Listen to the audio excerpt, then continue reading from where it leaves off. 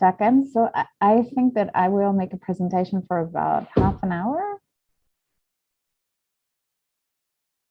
Yeah, sure. Yeah. Half an hour will be good. So you will go 30 minutes and then we will open for question and answer. Okay, great. So do you think, so we will do question and answer in, I think this will be in bilingual then. No problem at all. Yeah.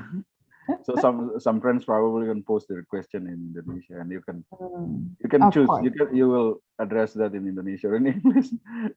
Probably apa bahasa gato-gato ya. Yes, absolutely. Yeah, I hope that next year I can present some of my PhD work in Indonesian as well. I really want to. I really want to read your paper that published recently. Yeah. Can you send it to me? I probably will also cite that in my. I'm going to publish. Not I'm going to publish, but I send it already, and I probably need to revise when editors send it back. Yeah. But they didn't send it yet. Okay. I already sent it to them, and they give me another duty, which is Routledge Handbook on Indigenous Religion. So the one is on oral Christianity, but I'm working on the changing of sphere in hospital ICU room. Oh yeah. Yeah. So in the ICU room, they have what they call anteroom in hospital. So anteroom is like small room between patient room and the hallway of the hospital. So before COVID came, the anteroom function as a room to like negatify or like to control the virus so it can come out. Yeah. But during COVID, it's served up as a sphere for preparation, like liminal process to go to patients. Oh, really? So here they pray together. So I see the changing of the concept of anteroom. Then I propose new concept called ante-sacred sphere in the hospital. So it will publish in Princeton Theological Seminary in Princeton. Right. So I probably will cite some of your work if you allow me to read it. I will probably refers to that as well as which one, the COVID one? Yes, the COVID one is. Yeah, of course. I'll after this I'll send you attachments with all of the publications. Okay. Cool. Yeah. Yeah. No worries. I think I have 4 publications on COVID. Yeah. There's so much to talk about when I come back with you and other colleagues about the kind of research we do and how COVID affects, how much it affects or not what the research work we do. It pushed me in a very different direction. Right. Even though I could draw on my other research. But now I'm kind of like I want to claw my way back to where I was before COVID. Yes, absolutely. Yeah. But this is good also to see some social change, transformation during COVID. Exactly. And that's the line is between not getting lost in the COVID in the short-term context, but then looking at what has changed and what has stayed the same during COVID, and what we understand more about as a result of COVID. And I think that's the most interesting thing is what COVID has revealed about our society and the actions of different social groups. And then, in this sort of what we hope, well, it's not even a recovery period. We've entered a new era. Absolutely. This keep coming. I mean, new form of COVID is still coming, and it's like waves. So so that's why. It's still a long way to go. And then, of course, that the impact of COVID is not just from the health side, but all of the, like living in Western Australia, where COVID, the disease has had very little impact so far. But what the government has done to make sure that the virus hasn't entered to this region of Australia the economic and social consequences are massive. Like they're just really extraordinary. So yeah, it's a lot of people getting very rich, and then a lot of people really struggling and not really being able to survive. It's quite It's quite extraordinary.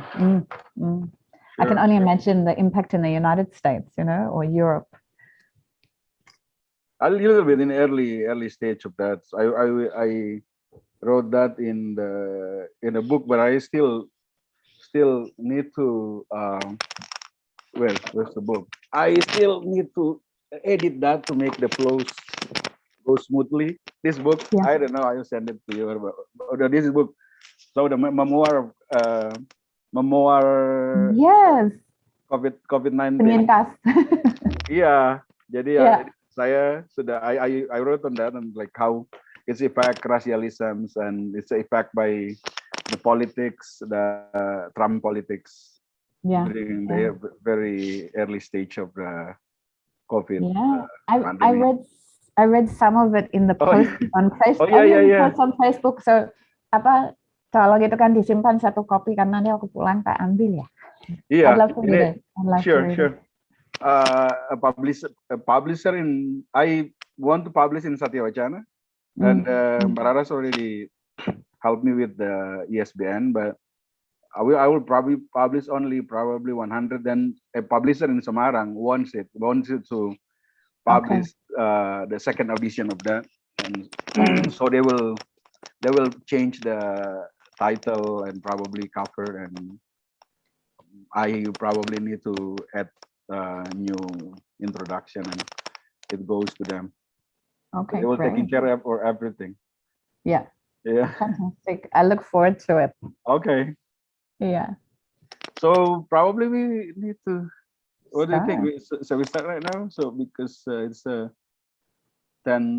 Sure. Yeah. 10. Yeah, it's 10 already. So. What do you think? We're gonna go in Indonesia or go in English? Considering or this is recording, so it's go to English because it's go to YouTube. So probably we leave it in English, but certainly in discussion we can take it in Indonesian. No problem at all. Yeah. Okay.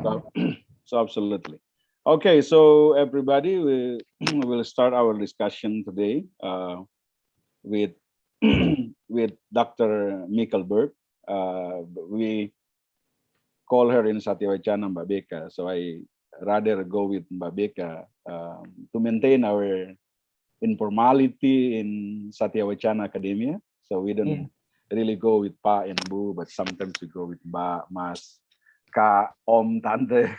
It is part. I think it is part of Satya Wacana DNA. So sometimes if people go too formal with professor, with like professor, or go with Pa and Ibu, sometimes I feel like it is Satya Wacana already, or I already in other university, because our culture here in Satya Wacana is actually very informal. Then we keep the informality to very close academic relationship, and I think I benefit from that so far. So we will go. I would rather go with Mbak Beka than Dr. Mickelberg. Okay, so Mbak Beka will talk about political economics, rural social change, micro-scale struggle cultures, and practices of everyday resistance.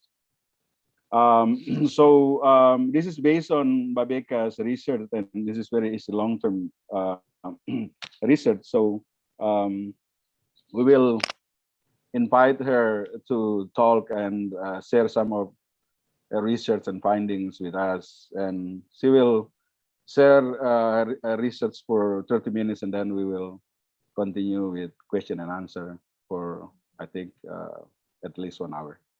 So Mbak Beka will deliver Mbak Beka's material in English, and when it's come to question and answer, you can pick. If you want to express your idea in Indonesia, it's okay, or you will go with English, that's fine, absolutely. Then Mbak Beka will pick she will address that in English or in Indonesia. So, Mbak Beka, I will turn the microphone to you, and please take your time. Thank you. Okay. Thanks so much, Mas Caken. Good morning, selamat pagi, selamat siang pada teman-teman yang hadir di webinar hari ini.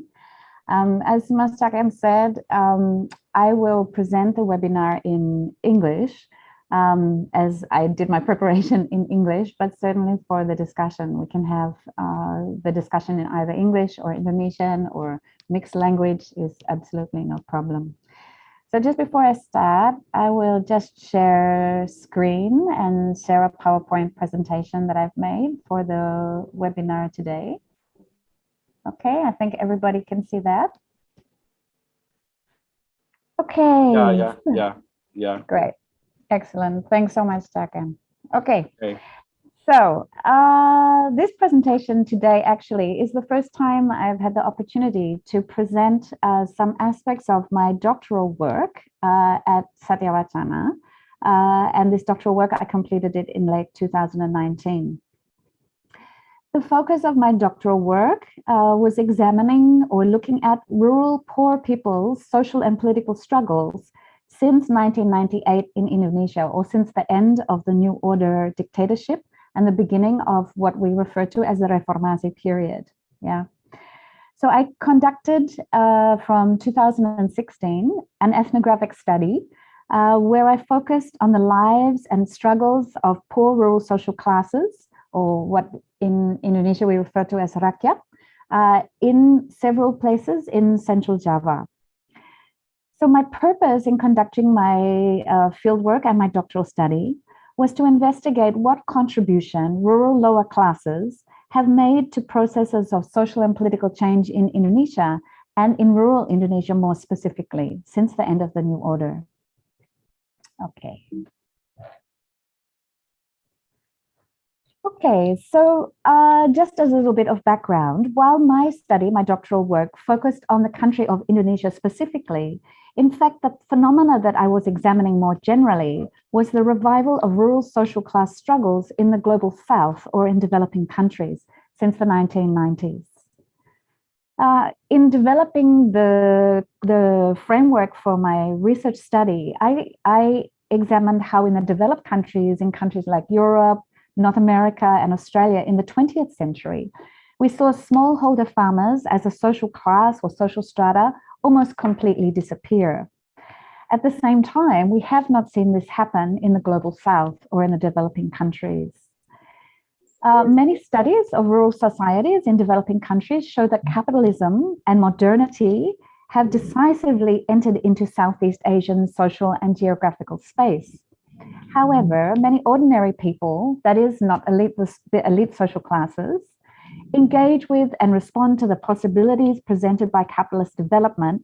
What they do sometimes runs in the opposite direction to state policies that often try to encourage more urban or market-oriented economic trajectories for many rural actors. Many rural lower class or what I refer to in my study as subaltern actors in Southeast Asia have not been drawn decisively into urban and rural wage labor economy, but they remain smallholders working and living on the land.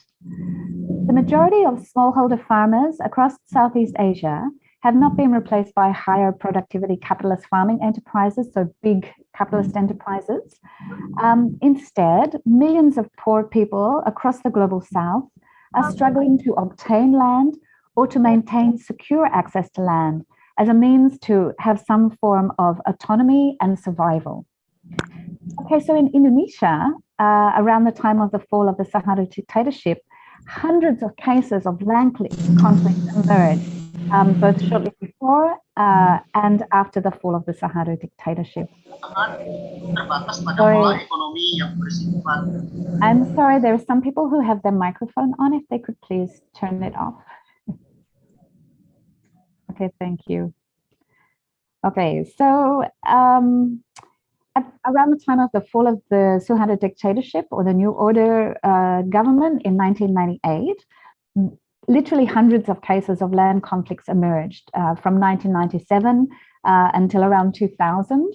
Some of these struggles are ongoing and other land conflicts continue to arise. And this is not a phenomenon that's unique to Indonesia. It happens across Southeast Asia, parts of Africa, and also Latin America in particular. So on the one hand, we have people working hard to maintain their hold on small plots of land. These are the smallholder farmers. And on the other hand, we have direct confrontations between local communities and big enterprises, big agricultural enterprises, both private and state enterprises, over who can access land. Okay, but what I want to focus on today is the forms of political action and the ideas and ideologies of poor rural people in their own communities. My study showed that how people on the local level in local communities express their political ideas varied a lot from one place to another, even within quite close geographical distance. So for example, when I did my research in Central Java, some of my research locations were maybe only 50 kilometers away from each other or 100 kilometers away. But even between these rural communities, there was a great variation. So this drew my attention to trying to figure out why was there so much difference between how people expressed their political ideas and also took social and political action. So then I started to examine the social and political histories of these communities that were participating in my study. And today I want to share with you some comparisons of these different local histories of rural social class struggles. What I will do is trace a little of the historical experiences of these communities since the colonial period and then the period of the 1960s. When we look at the 1960s Indonesia, we see in 1965 until 1968, there were experiences of mass political and social violence, where many poor farmers were killed when they tried to maintain their claims on their land, or where they even tried to maintain their own local cultural organizations.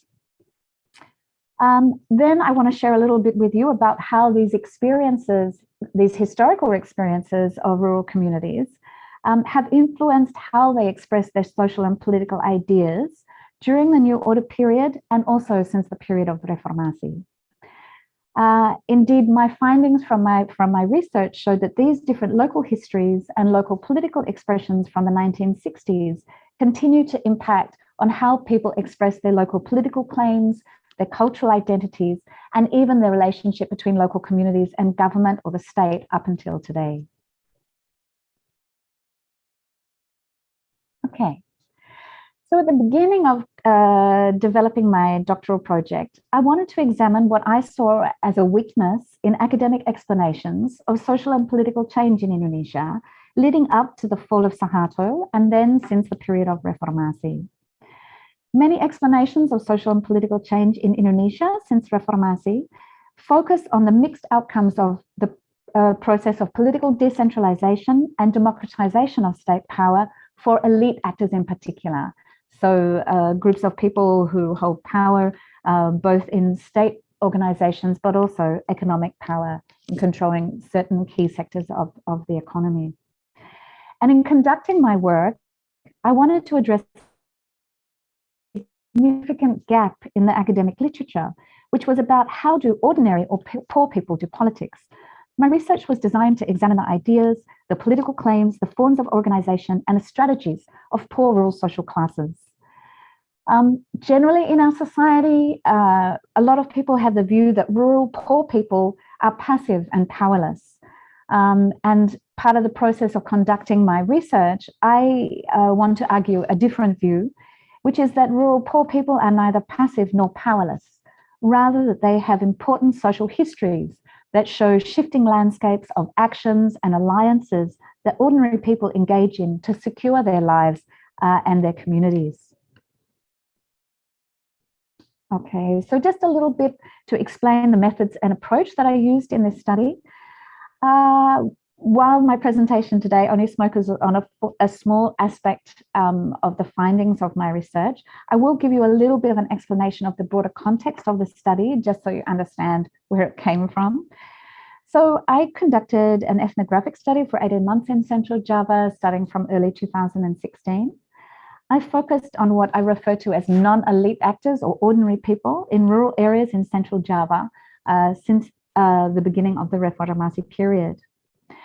I examined the different forms of popular grassroots political action that ordinary people engaged in prior to the end of the dictatorship and in the early period of Reformasi. I deliberately tried to investigate people's ideas and their political claims and why they held the ideas that they did. I focused in the first instance on the period of 1998 to 2018, and I chose 3 regions for comparative study in Central Java, in the district of Batung, or Kabupaten of Batung, Temanggung, and Magelang. What I discovered in these 3 different geographical regions was a great variety of forms of political ideas and social expressions around how communities organize themselves. And because I saw this great diversity, I tried to start to map some of the history of rural poor people's social struggles during the 20th century to find out at what point they could become and explain why they were so different. In doing that, I did pay deliberate attention to the long-term and uneven dynamics of capitalist development in rural Java. And this was part of my approach to try and explain these diverse expressions of lower class political ideas and political agency.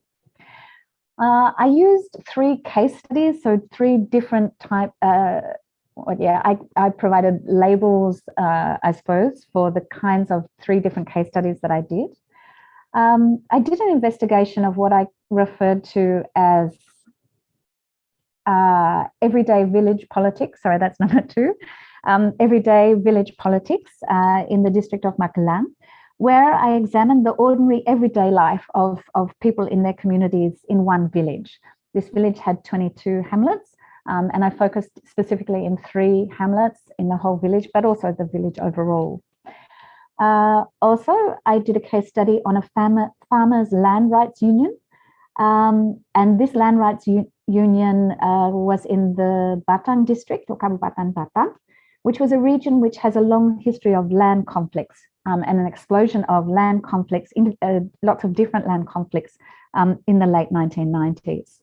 My 3rd case study was with left-wing farmer activists in the Kabupaten Temanggung, with activists who had links either directly through family or through political organizations that emerged in 1998-99 of people who were survivors of the 1965-66 mass violence. And in terms of the political economies of these 3 different regions, in Batung, this is historically an area of large state and private plantation holdings. In Magelang, very much dominated by smallholder agriculture. And in the Temanggung district, this tends to have quite a mixed political economy with some larger indigenous land holdings mixed in with a lot of smallholder agriculture. Okay.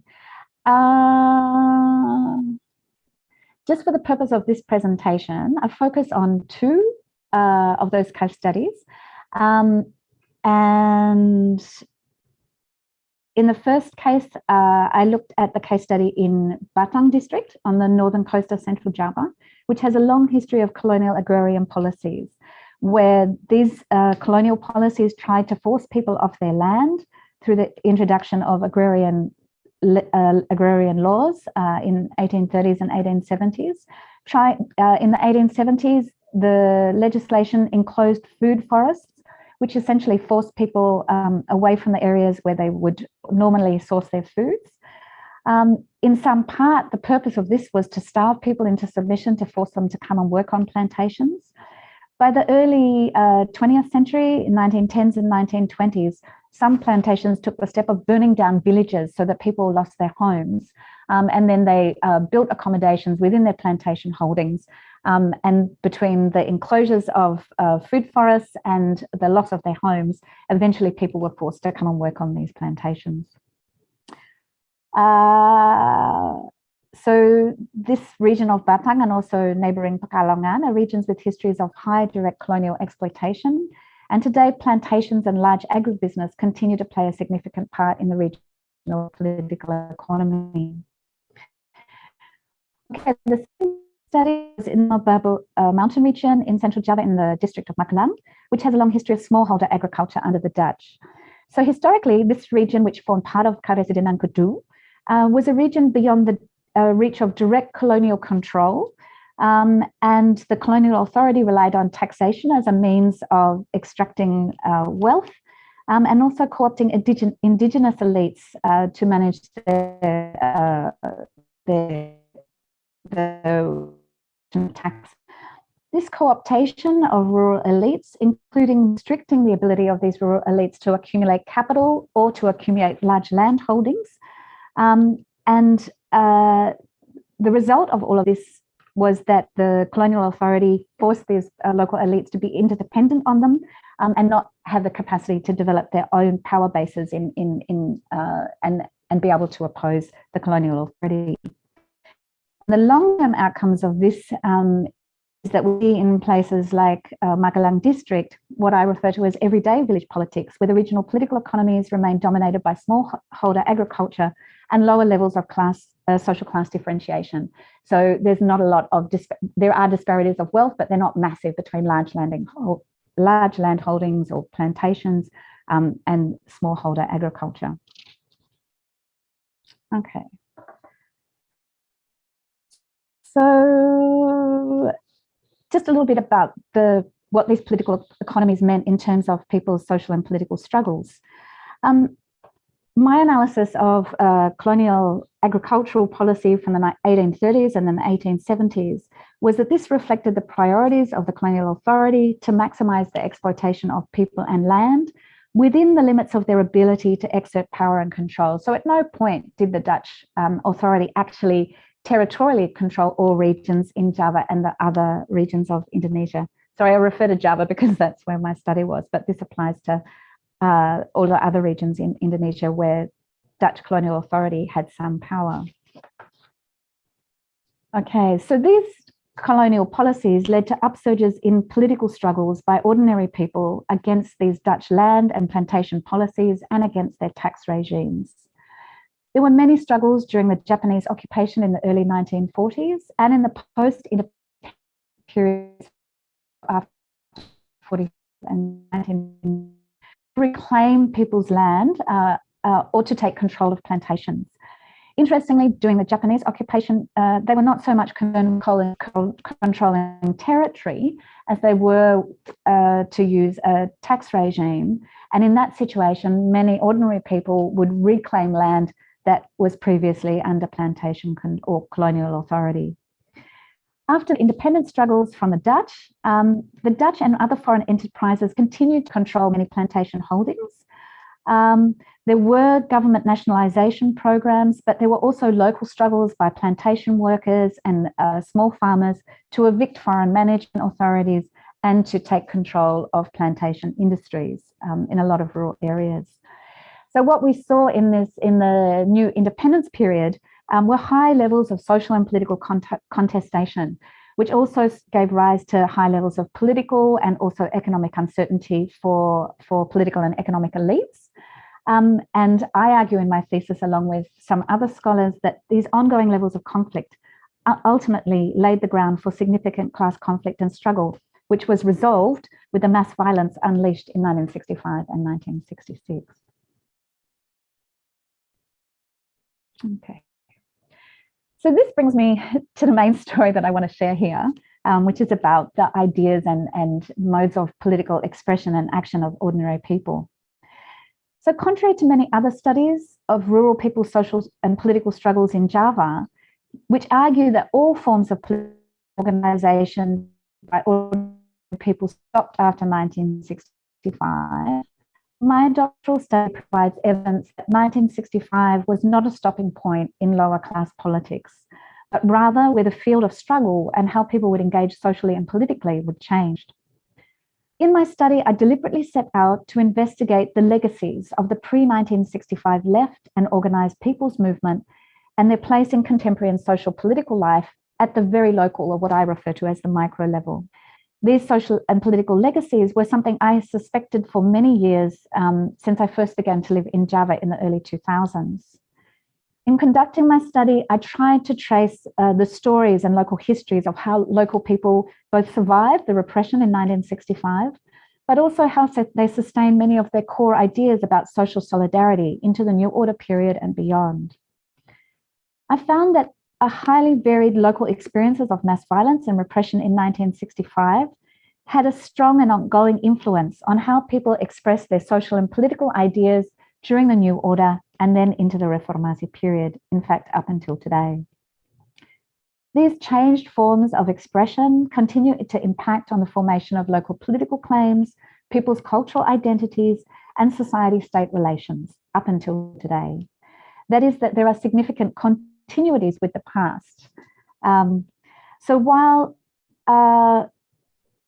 arguably all forms of organizational expression, both of the Indonesian Communist Party and their affiliated organization, as well as more local grassroots or indigenous forms of social organization, were crushed or banned or repressed after 1965, what I discovered was that many people at a grassroots level found new ways to continue to organize and articulate their social and political aspirations. Okay, so some of the evidence that I found for this claim was that the explosion of land conflicts in the period of 1997 to 1999 and the significant rise in rural participation in pro-democracy movements during the 1990s, many of which drew links with previous periods of social and political struggles, and by drawing on local histories and the ideas and legacies of the older generations of local leaders. At the same time, in the 1990s, there was a rise in what a lot of people refer to as cross-sectoral solidarity during the 1990s. So solidarity actions between students and urban activists from human rights NGOs and rural people at the grassroots level who were trying to organize themselves. What I found in my study was that these cross-sectoral links or cross-sectoral solidarity between students and urban activists and rural people had resonances or similarities with the experiences of urban-rural solidarities that were created in the pre-1965 period. In fact, during the period of the independence struggle and post the independence struggle in Indonesia. In the Reformasi period in Batung District, there was an explosion of cultural organizing, but also expressions of direct political organization. This sectoral solidarity that I'm talking about saw grassroots organizing take place in quite remote rural villages where people set up PDIP branches at the micro or down to the dusun level. Or in other places where we saw PDIP and or Nahdlatul Ulama youth who were involved in developing solidarity campaigns with the rural poor through supporting their land claims, through supporting environmental struggles, and also some specifically who were seeking justice for the survivors of the mass violence in 1965. Okay. So what I saw and what I discovered was that rural lower class actors, both as individuals and also as organized groups, exercise what I call exercise political agency or take political action in their own interests at various levels of politics. And when I say various levels of politics, what I mean is they're involved in everyday political mobilizations. Sometimes they organize themselves in mass demonstrations, and then they also participate in elections. So there's different forms of political expressions by lower class rural actors since Reformasi period. But the common factor that links all these different forms of expression of political agency were core ideas about social solidarity that underpin and grew out of these different expressions, both the everyday, mobilizational, and electoral political expressions. I found that these ideas were rooted in the social and economic life of rural Javanese people and their respective local histories. These were not ideas that were introduced from organized forces from outside. Okay. So in my study, by focusing on what I refer to as these micro-scale cultures or the very, very local level cultures and practices of everyday resistance, I observed the different forms of ideas and ideologies of rural social classes. My study showed that, at least in part, historical legacies of left-wing and nationalist politics predated the New Order, continue to be present in these social solidarity ideas. Further, that the ideas and political beliefs have been shaped by previous historical moments of struggle, from anti-colonial struggles against the Dutch administration to how communities face the condition of mass violence during and after 1965. I found that highly varied local experiences of mass violence and repression in 1965 strongly influenced how people expressed their social and political ideas during the New Order. Further, that how they expressed their ideas during the New Order period continued to impact on how they formulate and articulate their local political claims, their cultural identities, and the way they engage with state organizations today.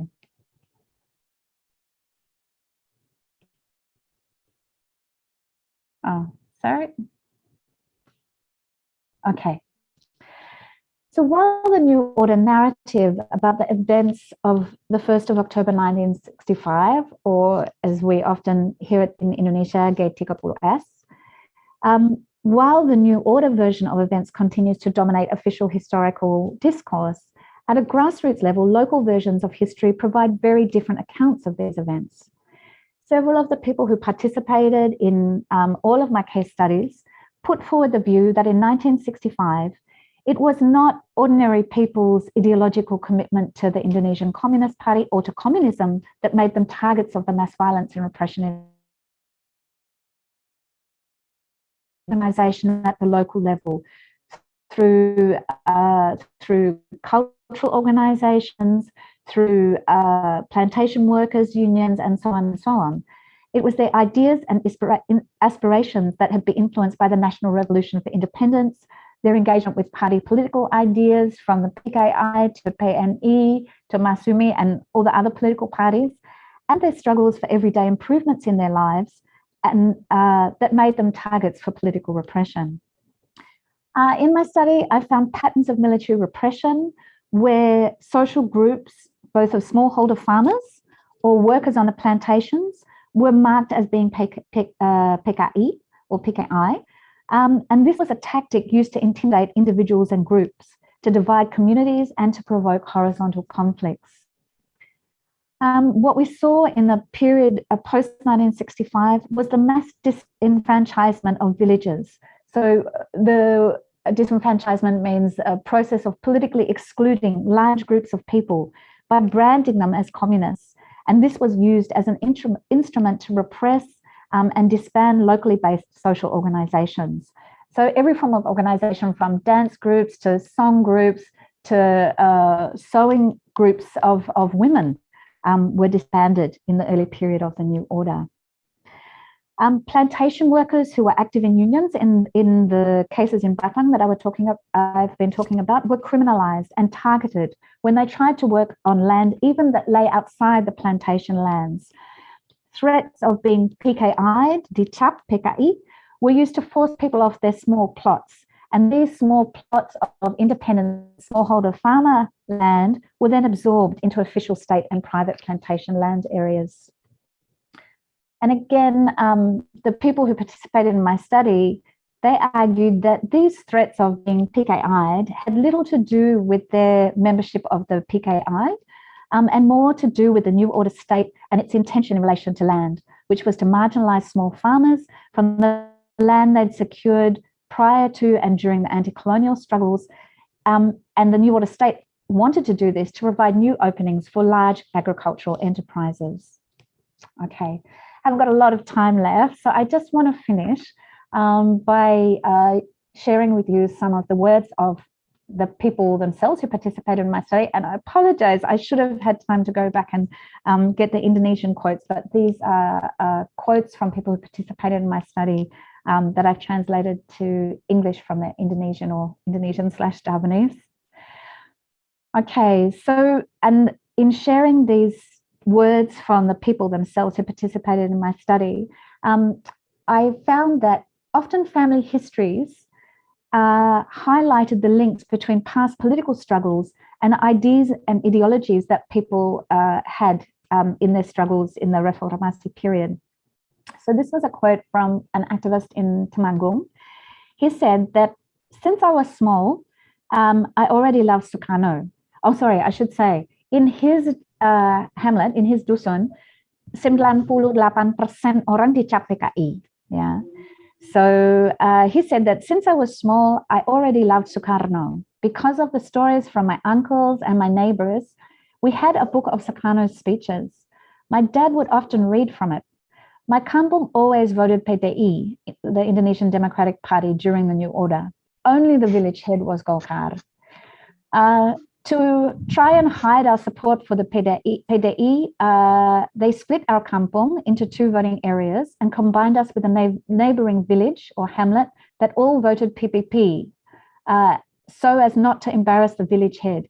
Can you imagine how we enjoyed the village head's discomfort? But we never talked about these things openly.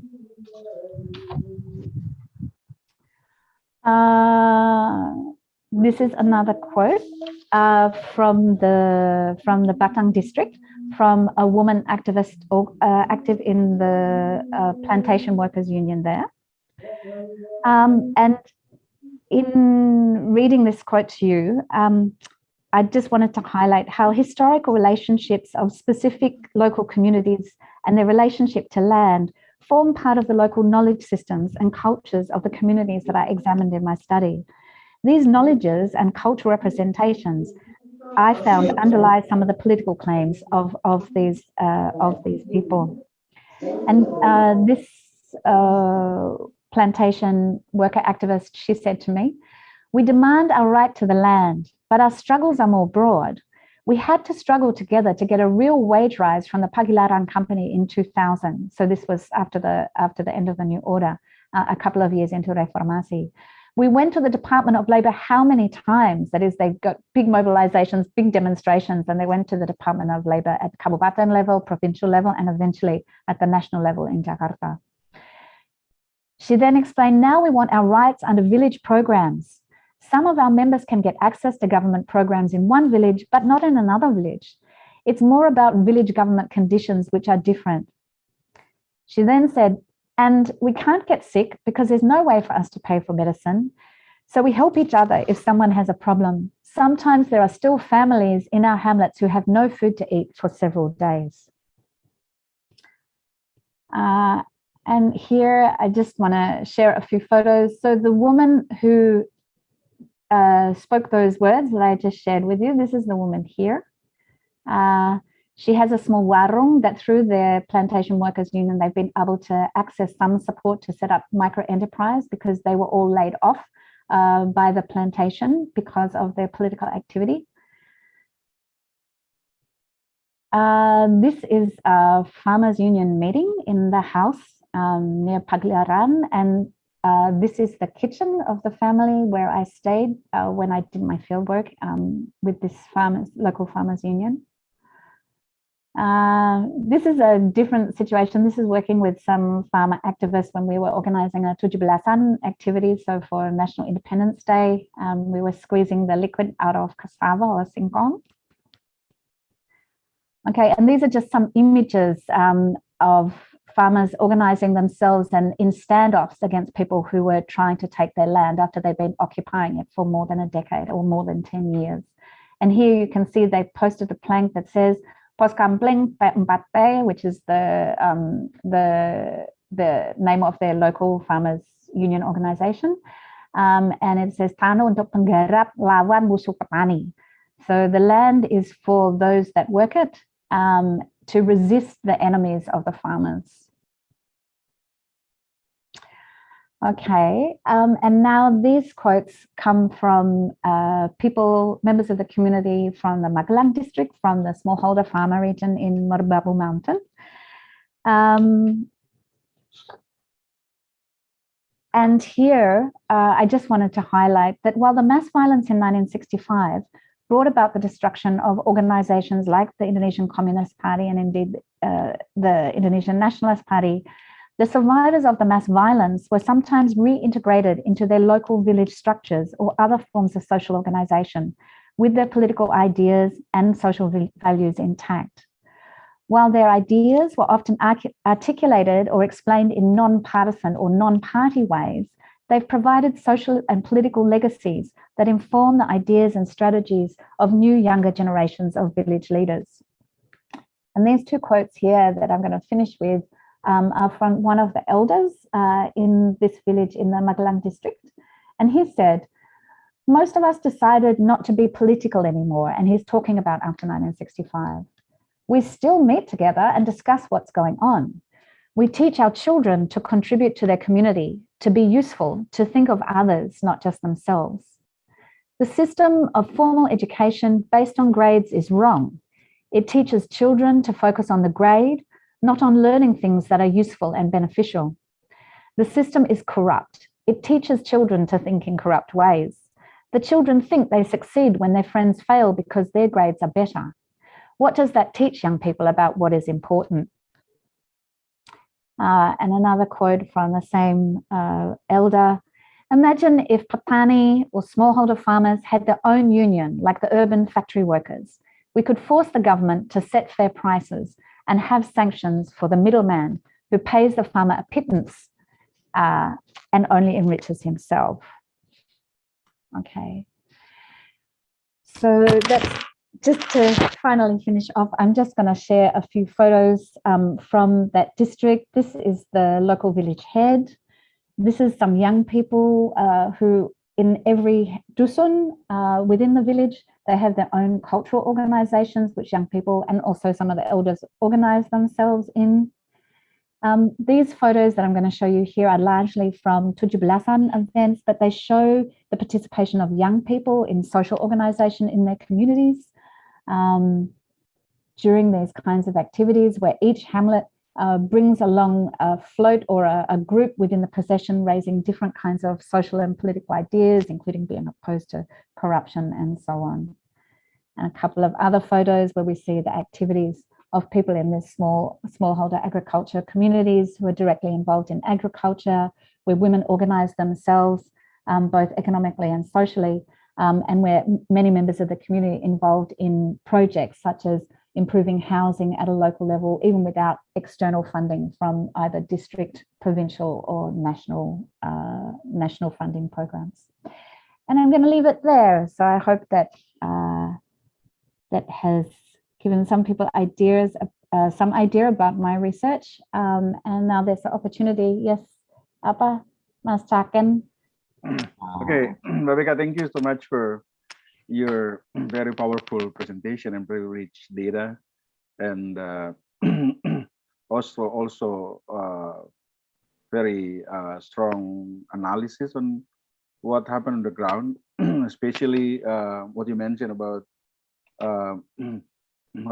subaltern group and how subaltern or lower social status in society can also contribute to social change in local, also daerah level and also national level, and it's very powerful. And your research data and narratives from your field is also very powerful.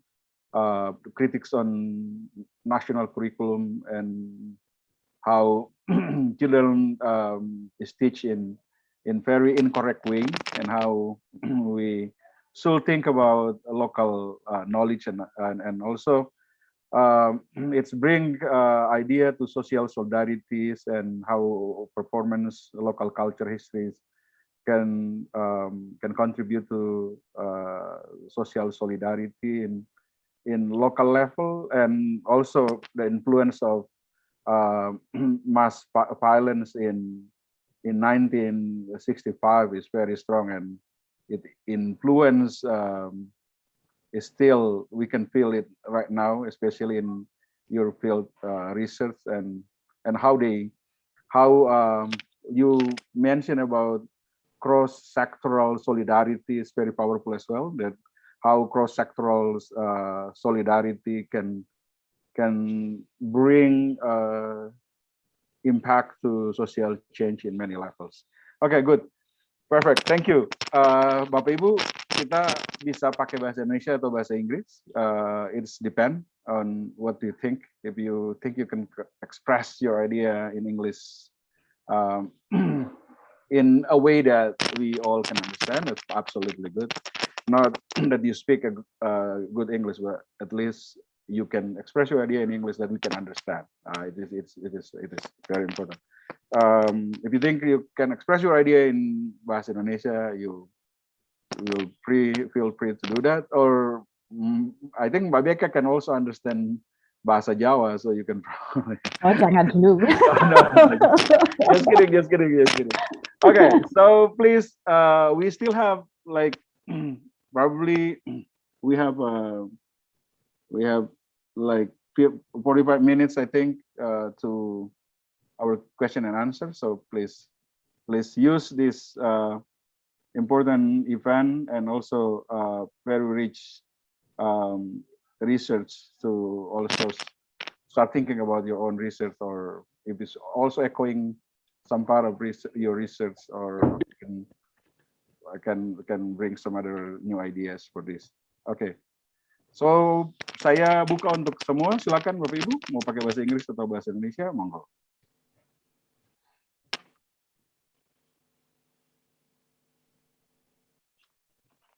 Mari Bapak Ibu, silakan.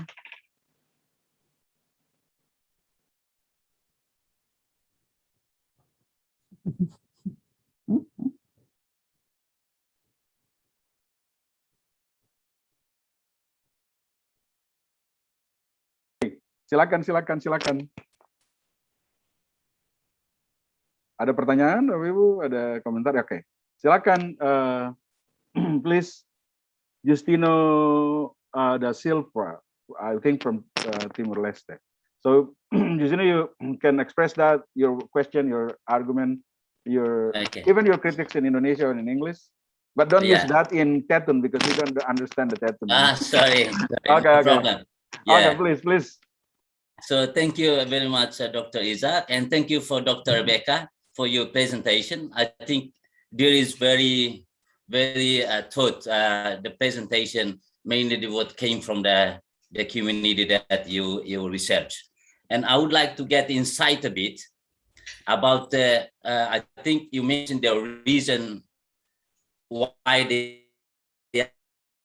are gathering together, but that you described is more related to the previous conflict, the past conflict, and also the situation that leading them to raise the struggle.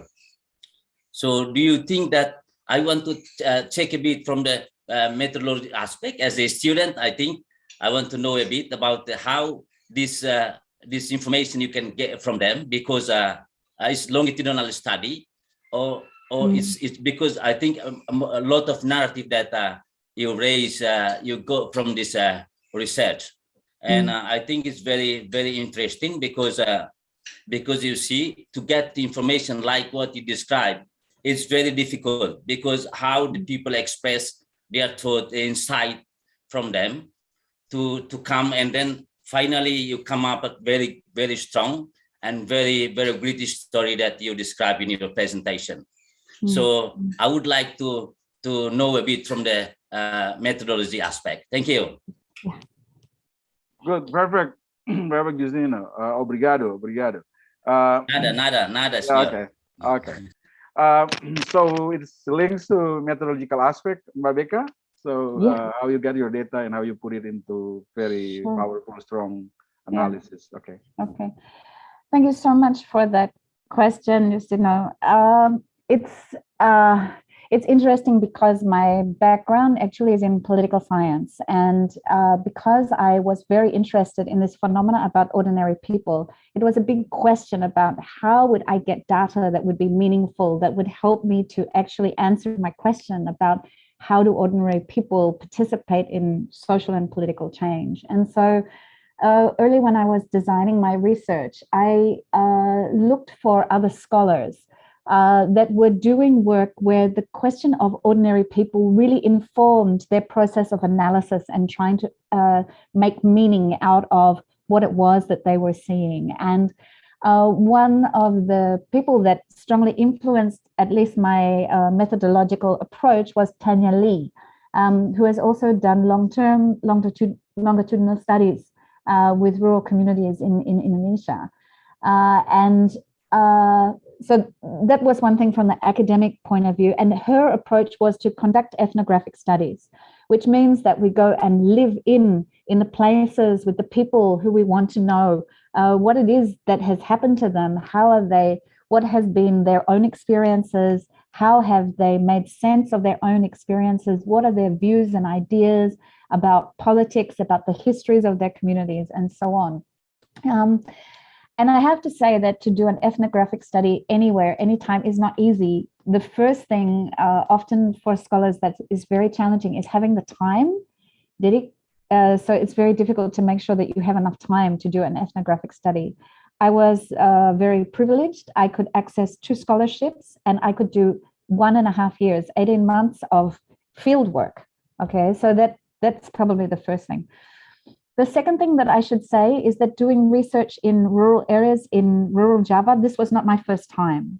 So I had already lived in some rural villages in central Java since 2002 for several years, and then worked also in a very local based NGO with my partner, my husband, who is from Java, who is Javanese, from central Java. And we had a small locally based NGO where we also did work with local communities through art and culture as a media of social organization, and also working with youth groups in villages as well. So I already had some experience, I suppose, in the social and economic and political life of rural communities. So I didn't start from zero. That's definitely, I think if you want to do this kind of work, it's a long-term investment, yeah. In doing this. The second thing is that there was no, what to say? You need to be very patient and also not have preconceived ideas about what it is that you need to find out. And really, in the first place, you need to spend a lot of time just hanging out with a lot of people and getting to know them and letting them to get to know you and to find out why you're doing what you're doing. So that was part of my experience, was that since I was much younger and I was growing up in Australia, I was always very active in social solidarity groups myself. So when I went to do my research, I did not go there saying that I am a neutral observer. I actually went there saying that I want to express my solidarity with their struggles, with their social experiences. That is, I'm on their side. And so in the design of my research, I was very deliberate in that. I actually said that when I wrote my methodology in my dissertation, I actually articulated very clearly that in my research approach, I took sides. Obviously, this will have some impact on my data and how I interpret it, but it also allowed me to collect data that I don't think otherwise I would have been able to collect it. Yeah. There's also one of the things that really helped me. I am married to a Central Javanese man. And so therefore, this automatically gives me, and we have a child. So I brought my family to my research locations as well. When I first went, it was really clear to me, if I just turn up as a white fella, boulet, londo, in these places, and there's no context for who I am, it makes it much harder for people to understand me. But as soon as I brought my family, my husband, my son, how people knew me changed straight away. So I was not just boulet or londo and a woman who was alone, but I was somebody's wife of a Javanese man, and I had a child. And so I was a mother, and all of those things. All of those, if you want to do this kind of research, really have an impact on how you do it. There's so much more that I could say, but I hope that that gives a little bit of insight. It really was, when I designed my research, it was, I really want to know the stories of what ordinary people's lives are. And then just one other question about the longitudinal study. It was about, in the first instance, about the 20 years from 1998 to 2018. The problem was that when I went in there, and what I saw and what I heard people say was so different from one region to another, I was so curious. I had to find out why. So then I went into this process of finding out about the local histories. And then I found out that there's different histories of colonial colonial, the instruments of colonial extraction and control in Indonesia are different from different region. And some of that is because local people have fought and struggled against the colonial authority coming in, yeah? But then some of the colonial authority decisions, for example, not to allow local elites in the mountainous areas in central Java to have access to their own land, like not to accumulate land, it made these political elites dependent on the colonial authority. But that meant that you didn't see big social differentiation in class between small landholders and big landholders, yeah? So, but different on the North Coast, where it was always from the very outset, the colonial authority had an intention to set up these big plantations. And this is part of the different class struggle histories in these different regions. And then you can start to see the direct role that ordinary people or these lower political classes, lower rural classes play in shaping historical developments in these regions. Yeah. Good. Thank you, Dr. Rebecca. Yeah. Yeah, you're welcome. Okay, thanks, Justino and then Rebecca for the question. So it's very much links to not only your academic focus, but also links to your childhood experience, personal narratives, and your family back then and family here. It's also important to highlight that the question of objectivity in the field is something that we can challenge through your research. And I also do that sometimes in my research, my field research, that take side, dive down inside, and then working closely with our participants, our research subjects is very important. And I think these questions, thank you, Justina, for bringing this question here, because it's helped us also to think about what is subjectivity and what is objectivity within the field research, especially in the field of ethnographic methodology. Good, thank you, perfect. Pertanyaan yang lain, silakan Bapak Ibu. You have some other question. We still have a lot of time to discuss.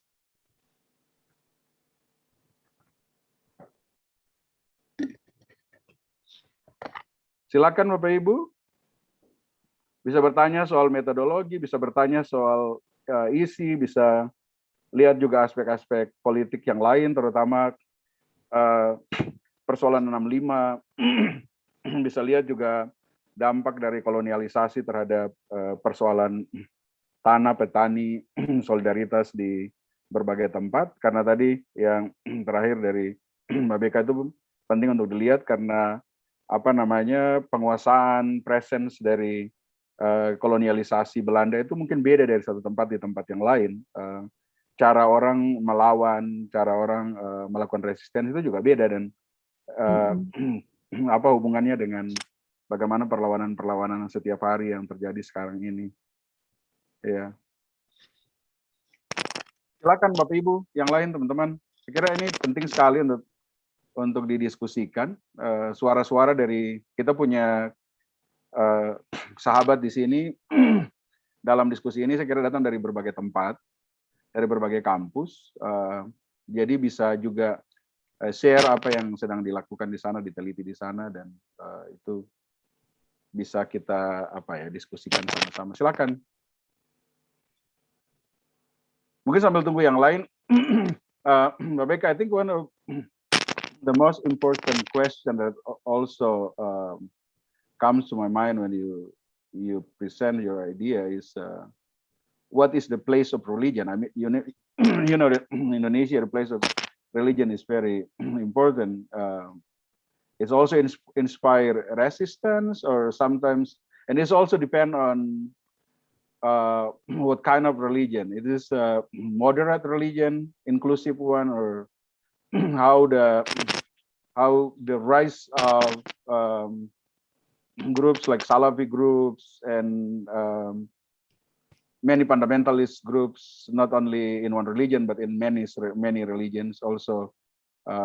Probably it can be the key point in two ways. It can be negative or it can be positive in when it comes to people resistant, when it comes to especially issue that consider sensitive in Indonesia, like communist PKI issues, and when it comes to religion, it can be very tricky in many ways, and very it can bring some challenge when it comes to the research. Yeah. Yeah. Yeah. That is a great question, and it's actually a question that I struggled with in terms of, for a number of reasons. Firstly, because it was interesting with the history of living in rural Central Java. I never personally experienced that religion was a very big element of the dynamics of social relations between people.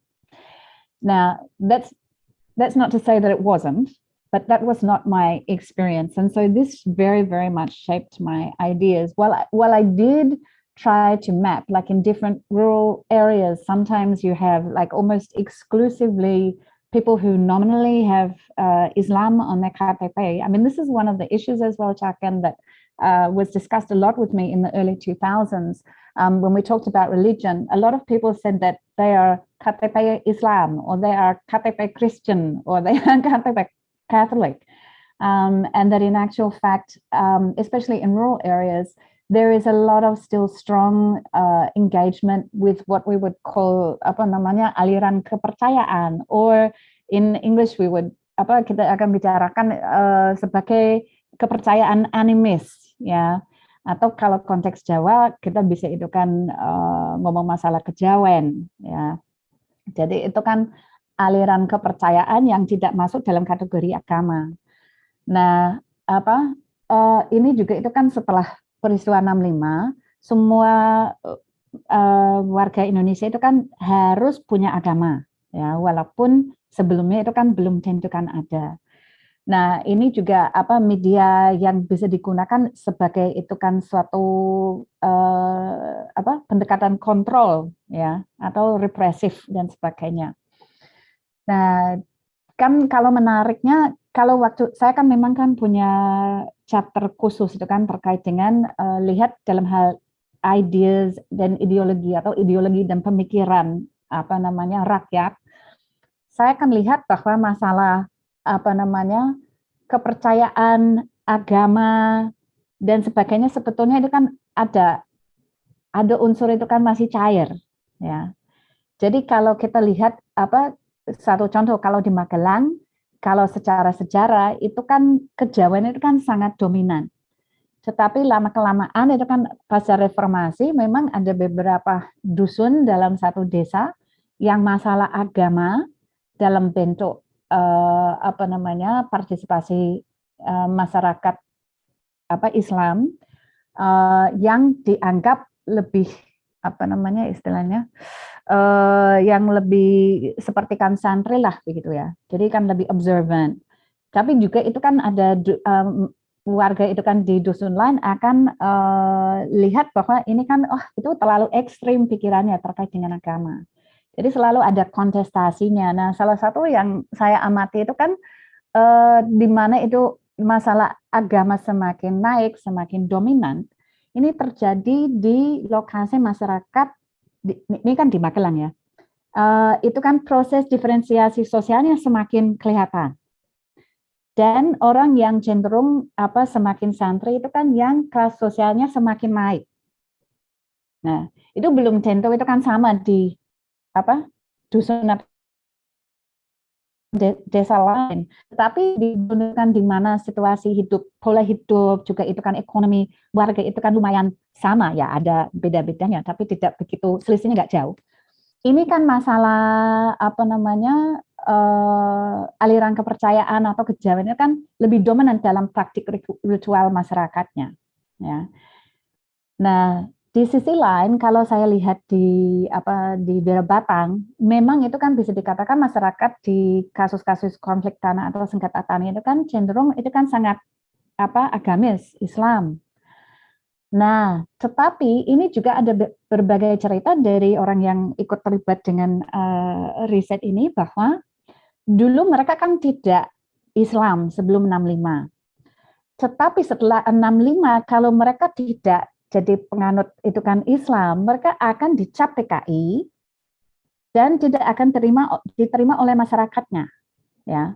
Jadi walaupun satu sisi itu kan kelihatan lebih agamis, itu cara mereka diskusikan istilahnya kan kegiatan politik dan sebagainya jauh lebih radikal. Mereka yang ngomong perlawanan, perjuangan sosial, masalah hak warga yang tidak punya tanah dan sebagainya dan sebagainya. Jadi ini kan memang ya mungkin kan singkatnya kan tidak ada jawaban yang gampang. Mungkin di lain waktu itu kan saya bisa membawa lebih banyak, membawa lagi itu kan webinar terkait dengan justru itu kan soal ini. Karena buat saya itu kan untuk mengupas ini kan di mana batasnya kan antara agama dan ekspresi politik dan sebagainya itu kan bagaimana. Dan ini juga kan kalau kita lihat ke kajian yang pernah dibuat oleh Rick Leves di masyarakat Jawa tahun abad ke-19, di situ juga kelihatan bahwa ini kan antara santri sama abangan ini sebetulnya itu kan kayak diferensiasi politik, lebih ke politik daripada masalah agama. Jadi bahkan itu kan abangan identitas yang cenderung identik dengan orang biasa, orang rakyat. Sementara yang santri cenderung strata kelas sosialnya yang lebih kelas menengah ke atas, dan juga itu kan punya posisi lebih privilege terkait dengan the state, terkait dengan negara. Jadi, tapi ini tidak definitif, maksudnya saya nggak bisa mengatakan bahwa ini kan bisa jadi generalisasi, belum bisa. Cuma ini kan fenomena yang buat saya kan sangat menarik, dan latar belakang saya itu kan dengan studi agama masih minim, jadi mungkin bisa jadi kerjasama ke depan ya Mas, dan digali lebih jauh hal-hal seperti ini. Oke, good Mbak Beka, looking forward for that. Okay. Ada Pak Julius Yasinto, silakan Pak Julius, terima kasih. Thank you, Dr. Ishak.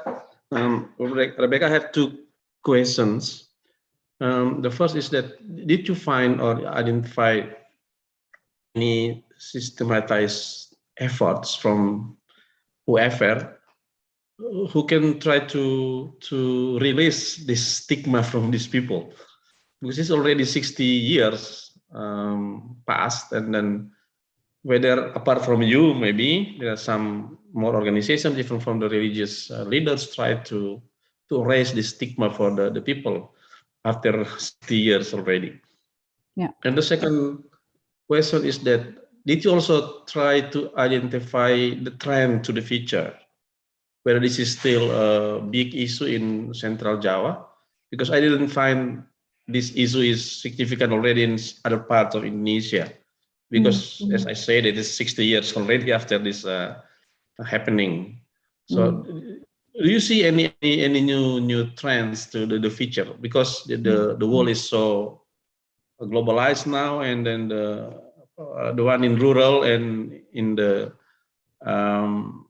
rural areas and also the urban areas are so connected to each other, and the ideas of socialism forever is not really in favor of all people now. So can you give me some of your predictions? Thank you. Cool. And we have, okay, go address the Pak Julius question. We still have one more, so after this, okay. Two question, please. Thanks so much Pak Julius for your question. Saya mungkin jawab itu kan bahasa campur ya. If I'm not wrong, your question is about are there any organized efforts to reduce the stigma against groups of people that masih itu kan membekas dari tahun 65. Jawabannya itu kan selalu ada, tapi pengalaman masyarakat kalau di tingkat paling bawah, bagaimana orang memahaminya kan tidak seperti kita bayangkan, ya. Jadi justru itu kan di awal reformasi ada kontestasi besar mengenai naratif, mengenai sejarah 65 ini peristiwanya apa sih, itu kan siapa yang terlibat, maknanya seperti apa. Dan versi yang kita kenal sebagai G30S, banyak orang yang membantah versi ini, itu kan dari awal reformasi. Tetapi lama-lama itu kan ruang untuk kita membicarakan hal ini kan semakin menyempit, ya. Tetapi dari hasil penelitian saya, contohnya kan di wilayah Magelang, itu partisipasi masyarakat, maksudnya kan orang dicap. Jadi kan fenomena ini kan menarik. Daerah lereng Gunung Merbabu, itu kan satu desa itu kan 60% warga dicap PKI. Walaupun sebetulnya itu kan yang menjadi anggota PKI tidak ada. Ya, bahkan itu partisipasi dengan organisasi seperti kan Pemuda Rakyat atau organisasi lain itu juga itu kan hanya kesannya kan segelintir orang, tidak banyak yang memang masuk dalam struktur organisasi. Tetapi di sisi lain ini kan suatu masyarakat yang punya sejarah bergerak secara sosial politik terkait dengan kepentingannya, bagaimana mereka hidup, bagaimana mereka interaksi itu kan dengan pihak kepentingan yang lain dan sebagainya dan sebagainya. Nah, Nah, di situnya di desa-desa seperti yang jadi tempat penelitian saya itu kan punya sejarah organisasi lokal yang sangat kuat. Khusus itu kan di wilayah itu kan kebudayaan. Jadi punya banyak organisasi itu kan melibatkan itu kan dari itu kan pemuda, perempuan, laki-laki dalam kegiatan budaya. Nah, ketika peristiwa 65 terjadi, ini semua bentuk organisasi sampai paling kecil balikan akar rumput dibubarkan, tidak boleh, dan digantikan dengan organisasi yang lain lewat Golkar, ya, atau lewat negara dalam arti kan the state, ya. Jadi itu kan berbagai organisasi lembaga yang didirikan secara sentralistik itu kan dari atas ke bawah untuk perempuan, untuk pemuda dan seterusnya. Nah, sementara bayangkan peristiwa ini itu kan untuk masyarakat yang tinggal di suatu daerah, mereka sebetulnya hidupnya kan tidak begitu berubah, ya. Dan peran orang yang dianggap sebagai pemimpin lokal itu juga nggak begitu kan berubah. Jadi lama-lama itu kan warga yang tidak dicap, yang jadi itu kan mengisi posisi struktural dalam itu kan the state versi Orde Baru. Ini orang-orang yang sebelumnya dicap PKI disuruh itu kan masuk ke Partai Golkar supaya mereka bisa itu kan dilibatkan dalam struktur pemerintah desa. Itu kan satu contoh. Jadi sebetulnya masalah stigmanya kalau daerah seperti tempat ini masalah stigma udah lama, bahkan sejak awal 70-an tidak begitu terlalu signifikan, ya. Walaupun ada pastikan ada bekasnya, maksudnya bagaimana masyarakat memahami, juga dengan orang yang hilang bagaimana dan sebagainya. Nah, kalau daerah lain, kalau desa ini itu kan tidak ada korban jiwa yang banyak, sedikit sekali. Tapi di daerah lain di mana korban jiwanya kan banyak sekali, bagaimana masyarakat itu kan memandang ini namanya PKI itu kan bisa sangat berbeda. Nah, itu kan tidak menjawab pertanyaan Pak Julius, itu kan bagaimana kita itu kan mengurangi ini kan stigmanya.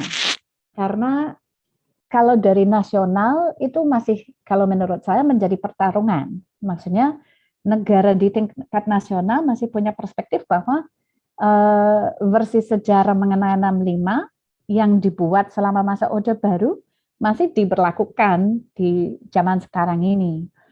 Nah, walaupun di berbagai ruang sosial, di berbagai daerah itu kan memang ada usaha rekonsiliasi. But there's no tidak ada proses sistematis. Ini kan sangat bergantung pada situasi kondisi masyarakat lokal atau di daerah dan kesadaran pemimpin lokal atau daerah, kan seperti itu.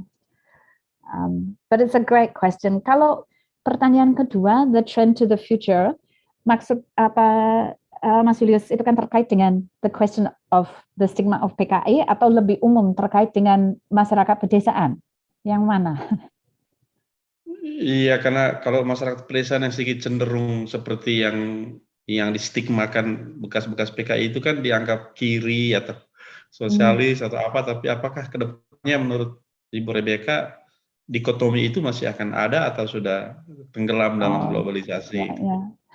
Kalau itu kan di banyak daerah kan sudah tidak dianggap penting, kecuali kan untuk orang yang masih membawa sejarah, dan itu kan menjadi cerita versi sejarah masyarakat lokal yang mereka anggap masih penting sekali. Jadi contoh di daerah seperti Batam, naratif mengenai peristiwa 65 di tingkat lokal sangat penting karena ini kan menyangkut masalah siapa punya hak atas tanah, ya.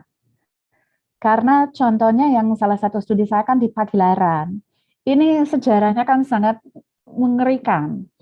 Jadi dulu ini kan itu yang kasus saya kan cerita, tahun 1870 ada undang-undang agraria baru dari Belanda.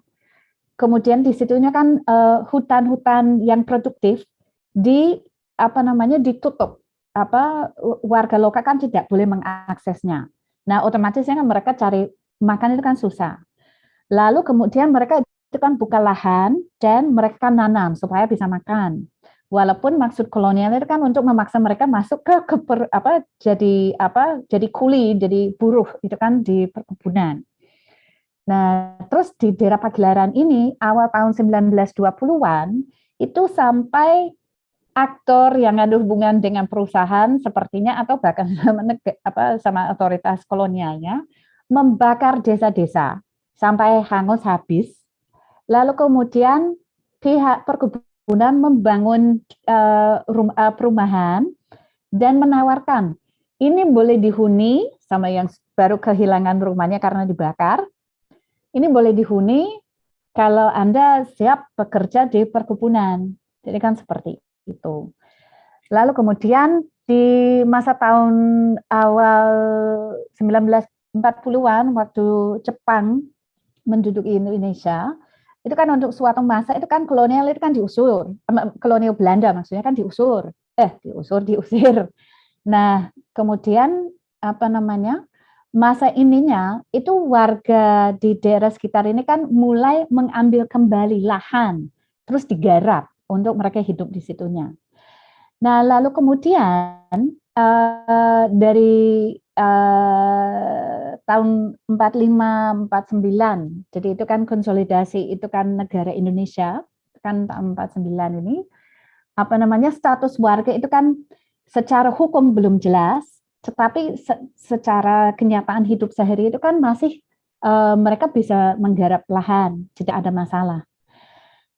Baru ketika itu kan ada peristiwa 65, itu kan negara itu kan beraksi kan untuk mengusir semua warga dari tanah-tanah di sekitar itu kan perkebunan dan memperluas itu kan wilayah perkebunan Pagilaran sampai tanah rakyat itu kan habis, ya. Nah, maka ketika ada tahun 98 Soeharto turun, itu warga di situ langsung mulai menduduki lahan, ya. Karena ini masalah sejarah yang belum terselesaikan terkait dengan siapa punya hak atas tanah. Nah, ini hanya sebagai satu contoh, itu kan banyak sekali kasus seperti ini, selalu ada konflik siapa yang punya hak atas tanah di berbagai wilayah. Tentu saja juga di berbagai daerah itu kan tentara juga aktif dari dulu sampai sekarang ini. Di mana-mana, saya pengalamannya kan masih sebatas Jawa, tapi saya kira itu kan di luar Jawa juga sama. Ada tanah-tanah yang kita itu kan tahu sebagai itu kan tanah tentara, ya. Ini banyak tanah ini kan dulu mungkin justru itu kan tanah yang jadi tanah garap rakyat biasa, tetapi ketika ada peristiwa terkait dengan 65 dan sebagainya, terus diambil alih oleh tentara. Ya. Nah, terkait dengan itu kan tren ke depannya, ini di mana masyarakat pedesaan tidak bisa dapat kepastian terkait dengan bisa hidup besok atau tidak. Konflik tanah ini menurut saya akan berlangsung terus-menerus. Karena ini kan menjawab kebutuhan yang sangat pokok. Kita bisa itu kan kasih makan pada anak-anak, ya. Kita bisa sekolahkan anak-anak dan seterusnya. Maksudnya kan hal kebutuhan paling dasar masyarakat di Indonesia, yaitu bisa makan, bisa sehat, bisa sekolahkan anak. Kalau itu kan belum bisa dipenuhi, ini kan konflik di seputar tanah akan berjalan terus-menerus. Dan juga ini masalah konflik atas tanah, banyak kasus baru dengan program pembangunan ala pemerintah Jokowi, ya. ini juga banyak kasus di mana masyarakat yang sebetulnya masih mau hidup sebagai petani, mau dikasih kompensasi, istilahnya dipindah domisilinya, tapi banyak masyarakat juga nggak setuju, tidak mau terima. Jadi konflik seperti ini ada terus-menerus. Ya, ini lagi-lagi tidak menjawab pertanyaannya persis. Jadi itu kan bukan hanya masalah sejarah masa lalu, tapi isu bagaimana kan Indonesia itu kan warga yang masih susah hidupnya, maksudnya kan cari nafkah sehari-hari kan masih sangat berat. Itu selalu akan muncul, ini kan masalah konflik di mana ada peluang orang cari itu kan kepastian untuk saya bisa hidup, seringkali itu kan ada kaitan dengan tanah, apalagi di daerah pedesaan. Semoga itu kan agak membantu atau agak menjawab pertanyaannya, Pak. Terima kasih, cukup. Itu juga sebenarnya Mbak Beka, banyak hal itu ada hubungannya dengan apa yang dianggap suci oleh masyarakat. Jadi konsep-konsep pembangunan yang kemudian tidak melihat, misalnya bagaimana tanah dianggap sebagai suci, di situ ada sumber kehidupan yang harus dibersihkan setiap tahun. Kalau di Merbabu itu kan ada saparan ya. Betul. Di situ ada kuburan leluhur yang harus dijaga dan ini kan konsep-konsep ini kan dalam banyak hal mungkin tidak terlalu diperhatikan dalam studi pembangunan yang paradigmanya sangat paradigma semacam beneficiar aspek ya. Jadi kemudian orang tidak lihat hal-hal itu sebagai bagian dari beneficial. Kenapa mereka nggak mau pindah? Kenapa mereka harus ambil tanah lagi? Nah ini satu mahasiswa saya sedang meneliti tesis S2 tentang narasi-narasi perlawanan petani di Kololonde di Minahasa. Tanah-tanah mereka diambil alih oleh tentara. Dan mereka sudah punya tanah itu sekian lama dan kemudian tentara datang tanam patok-patok di situ. Dan di situ ada waruga-waruga atau situs-situs suci orang Minahasa yang bagi mereka harus dipertahankan. Ini bukan cuma soal makan, ini soal hidup dan identitas. Itu kan juga penting. Makanya nanti aspek-aspek agama dalam studi ini dalam konteks Indonesia mungkin perlu untuk dilihat. Nah, pertanyaan yang tentang masa depan tadi itu mirip dengan pertanyaannya Mas Syarif Maka dari Universitas Lampung. Terima kasih Mas Syarif untuk pertanyaan itu. Tapi pertanyaan kedua dari Mas Syarif mungkin penting untuk Mbak Beka address, itu soal lalu siapa yang diuntungkan dan siapa yang dikorbankan dalam kalau melihat perlawanan masyarakat atau pergumulan para petani, masyarakat kecil, subaltern tadi, dalam konteks politikal ekonomi. Pertanyaan itu berhubungan juga nanti dengan pertanyaan kedua dari Pak Justino, dari Timor Leste tadi, yang berhubungan dengan lalu bagaimana dengan peran external players, apakah mereka memberikan kontribusi positif atau justru negatif dalam proses-proses perlawanan dan solidaritas ini. Itu kita punya 7 menit, Mbak Beka. You have 7 minutes to address those questions. Saya coba ya. Iya. Oke, saya coba bikin singkat ya. Pertama kali, kalau pertanyaan pertama dari itu kan Syarif, what political economy models are relevant in explaining future social changes. Yang pertama kali kalau menurut saya yang gunanya dari pendekatan ekonomi politik, ini justru kita lihat siapa punya akses pada power dan sumber daya, khususnya kan sumber daya alam, ya. Jadi ini kan kalau kita ngomong masyarakat pedesaan, kita ngomong itu kan tanah, ini kan memang sumber daya yang sangat penting yang bisa menentukan hidup atau mati, itu kan banyak orang. Sementara untuk dalam pendekatan ekonomi politik, kita lihat itu ada namanya pemodal, yang menguasai itu kan sumber daya yang sangat luar biasa, dan dari situ kan juga punya kekuatan politik yang sangat signifikan. Nah, saya kira justru persis itu kan Syarif itu kan nanya, is it still relevant kalau kita ngomong pendekatan political economy, di mana kita lihat siapa yang seperti kan saya akan baru sampaikan, who benefits and who is sacrificed. Menurut saya kan ini pokok, apalagi itu kan kalau saya di sini kan sebagai dosen dari studi pembangunan Fakultas Interdisiplin, menurut saya kalau kita mau ngomong pembangunan di Indonesia, ini justru yang harus kita lihat. Kita itu kan asumsi dengan namanya pembangunan, itu kan orang yang jadi objek atau subjek dalam program pembangunan pasti dapat manfaat. Tapi sementara kalau kita lihat itu kan kajian banyak mahasiswa kita baik dari S2 maupun S3, ini justru kan hasil dari kajian ini kan menunjukkan bahwa walaupun selalu ada orang yang dapat benefitnya, itu kan yang jadi korban juga banyak sekali. Apalagi di daerah yang kita itu kan lihat ada konflik yang memanjang, konflik yang panjang seperti itu kan daerah tanah Papua. Lalu kemudian baru kemarin Caken sama saya itu kan jadi penguji untuk studi mengenai daerah Poso dan konflik di wilayah Poso. Nah, justru kan di sini itu kan kalau pembangunan kalau kita kan seringkali kan kalau pembangunan banyak program kita paham di desain sasarannya kan untuk meningkatkan ekonominya banyak warga yang miskin. Tetapi malah ketika kita itu kan membahas itu kan hasil dari suatu program pembangunan, ini belum tentu kan membawa kondisi kehidupan yang lebih baik. Karena kan kalau ini kan juga menyangkut masalah itu kan ukurannya, how do we measure economic benefit. Jadi contohnya orang itu kan dapat pekerjaan di pabrik ya dengan gaji 1 juta per bulan. Kalau daerah pedesaan kan sangat lumayan. Tapi di sisi lain, terkait dengan perkembangan ekonomi lokal, pengembangan itu kan ekonomi daerah, di mana pabrik mau dibangun, dia itu kan dipaksakan untuk harus tinggalkan tanah. Sudah jadi itu kan nggak punya tanah, dikasih uang, begitu kan. Tapi ketika orang ini kan mencari tanah lagi, itu ternyata di luar kemampuan kemampuan belinya, ya seperti itu. Itu kan banyak kasus yang terjadi. Nah, tapi itu kan dia membayangkan saya akan selamat karena saya punya pekerjaan, setidaknya kan saya kan punya penghasilan. Tapi kemudian beberapa waktu kemudian kita lihat bahwa ada peristiwa seperti COVID, ya, pabriknya kan tutup.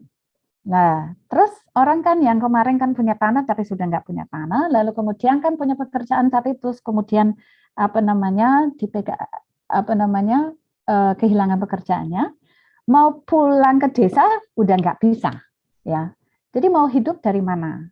Ya, jadi ini hanya itu kan gambar kecil singkat. Jadi kalau kita mau itu kan meneliti itu kan dinamika sifat pembangunan, kita benar-benar jangan itu kan sampai kita terjebak untuk lihat masalah penghasilan. Kalau kita lihat justru itu kan konteks pandemi COVID, banyak orang dari daerah urban yang kehilangan pekerjaannya itu kan pulang akhirnya kan ke tanah di desa dan di wilayah pedesaan itu kan masih mampu menyerap, maksudnya itu kan orang bisa masuk kembali dan masih bisa hidup di situnya. Walaupun mungkin dari segi itu kan penghasilan berupa uang atau rupiah, itu kan udah jadi minim, tapi di sisi lain dia itu kan kemampuan untuk hidup, untuk makan, untuk bersosialisasi, untuk engage dengan komunitas dan sebagainya, malah jadi lebih kaya, kan seperti itu.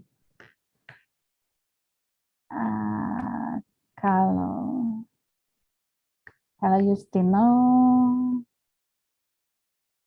kalau masalah apakah external power bisa itu kan menyumbang hal positif atau menjadi destruktif, ini sangat tergantung ya.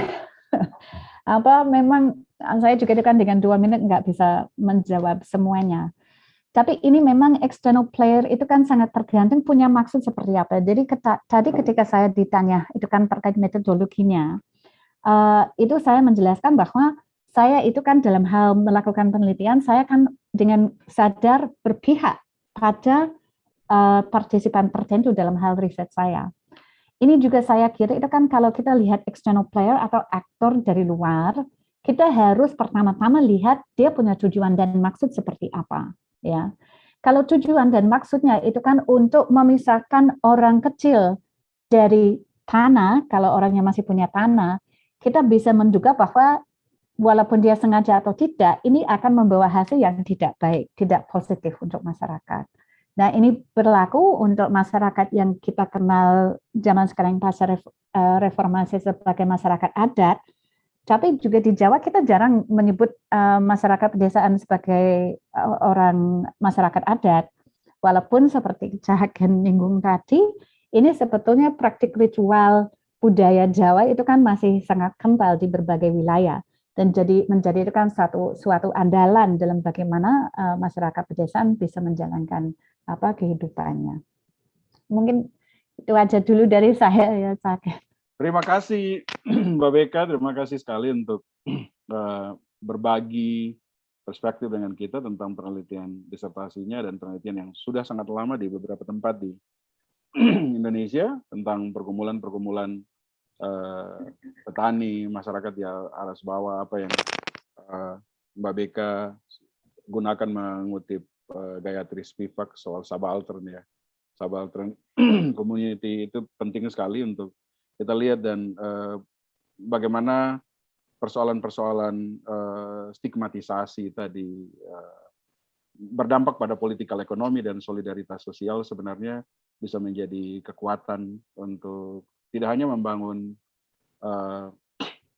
kemungkinan-kemungkinan politikal ekonomi pada grassroots ya, pada akar rumput, tetapi juga bangun solidaritas sosial yang lebih besar, penerimaan, rekognisi, dan saya kira ini bagian penting dari studi pembangunan yang kita harus lihat.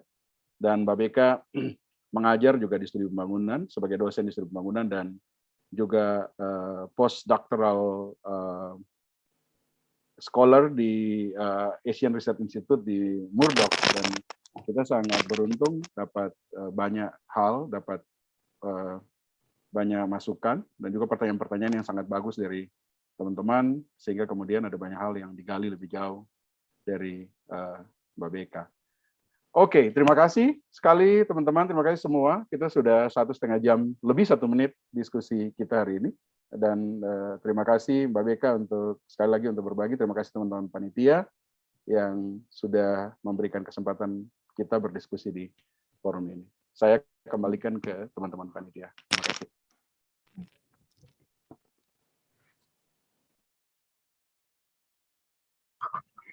Terima kasih Bu Rebeka dan Pak Ishak yang sudah memberikan warna dalam diskusi kita pada siang hari ini. Sebentar, kita sudah mengakhiri webinar kita pada siang hari ini. Saya sudah kirimkan link daftar hadir yang ada di kolom chat. Silakan Bapak Ibu mengisinya untuk mendapatkan sertifikat. Dan kami akan melakukan sesi foto bersama. Mohon kesediaan Bapak Ibu untuk mengaktifkan kameranya.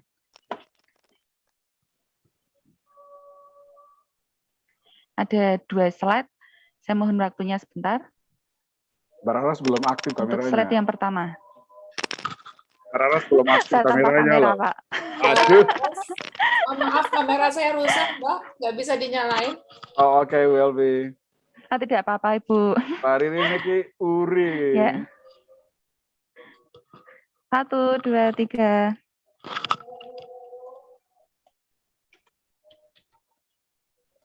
Sekali lagi. 1, 2, 3. Ya, terima kasih Bapak Ibu atas kehadirannya. Terima kasih. Dan sampai jumpa di webinar seri selanjutnya. Oke. Terima kasih Bu Rebeka dan Pak Ishak untuk waktunya. Terima kasih, terima kasih. Terima kasih, Terima kasih Cak. semuanya. Terima kasih banyak, Ibu Dr. Rebeka, Pak Dr. Ishak. Terima kasih sama-sama, Mbak Bu Raras. Epi. Ya, Senang mendengar paparannya, bermanfaat sekali. Terima kasih ya. terima kasih. Mari semua, saya juga pamit dulu. Mari. Pamit. Semua. Ya, Beka, bye. Salam untuk Mas Didi See you. sama anak-anak. Yeah. Bye, see you. See you. Bye. Ya.